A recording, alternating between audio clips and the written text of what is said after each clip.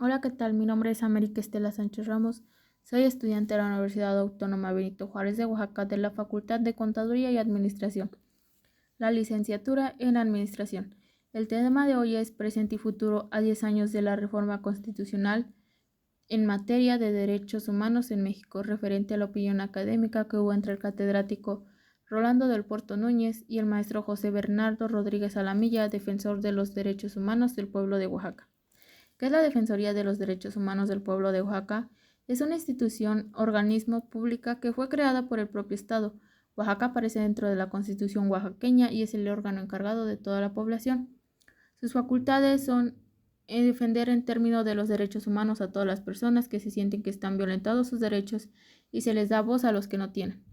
Es una reforma que vino a cambiar todo el sistema de protección y defensa de los derechos humanos de México y lo que se ha creado para defenderlos. Existen dos reformas, la primera es del año 2007 en materia de transparencia y la segunda del año 2008 en materia penal. En el artículo primero constitucional describe toda la reforma. En el artículo 4 se describen todos sus elementos. El control difuso de la Constitución y la convencionalidad es parte de la reforma del 2011. El Poder Legislativo señaló a partir de esta todo el andamiaje legal que existía en México.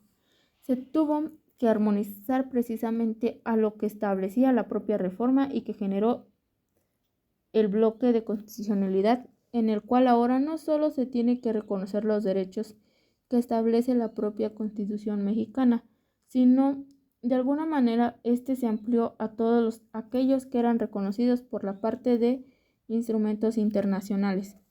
El Poder Ejecutivo tiene un impacto en la parte jurisdiccional, legislativa, también en la parte de políticas públicas.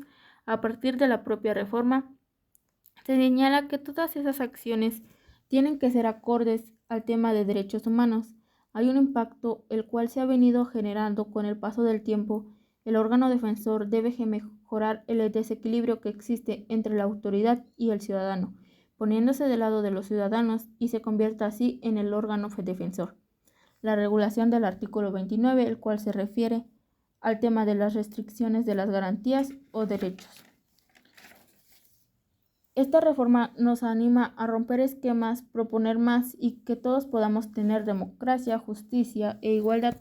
El Estado ha generado políticas públicas y el objetivo de estas ha sido un tema económico, un tema de eficacia, tema de resolución muy puntual de ciertos procesos. La reforma constitucional de junio del 2011 nos dice que estas políticas públicas generadas por el Estado tienen que tener un impacto en la persona, pero además de la persona se tiene que tomar en cuenta el momento de generar esta política pública.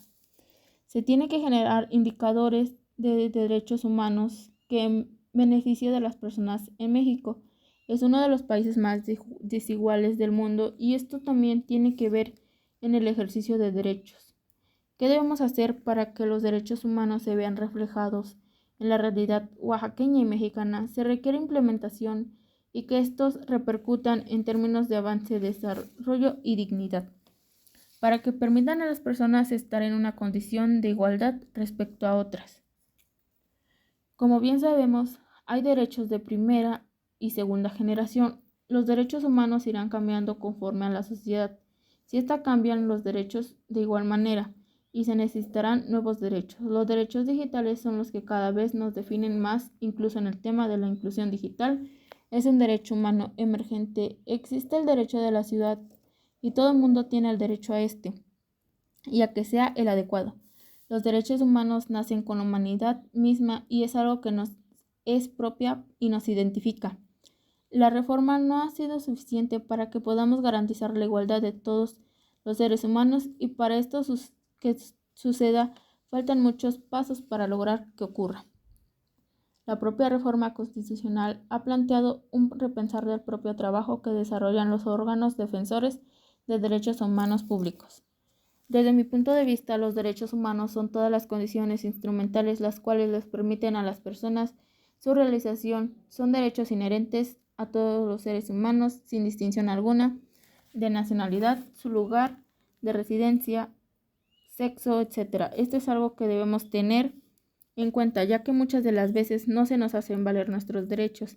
Todos debemos exigir y hacer valerlos para que así todos seamos tratados por igual. Como bien sabemos, México es uno de los países con mayor desigualdad en todo el mundo y debemos hacer todo lo posible para que eso cambie y ser así un país en el cual tengamos igualdad y hagamos valer nuestros derechos. Muchas gracias por su atención.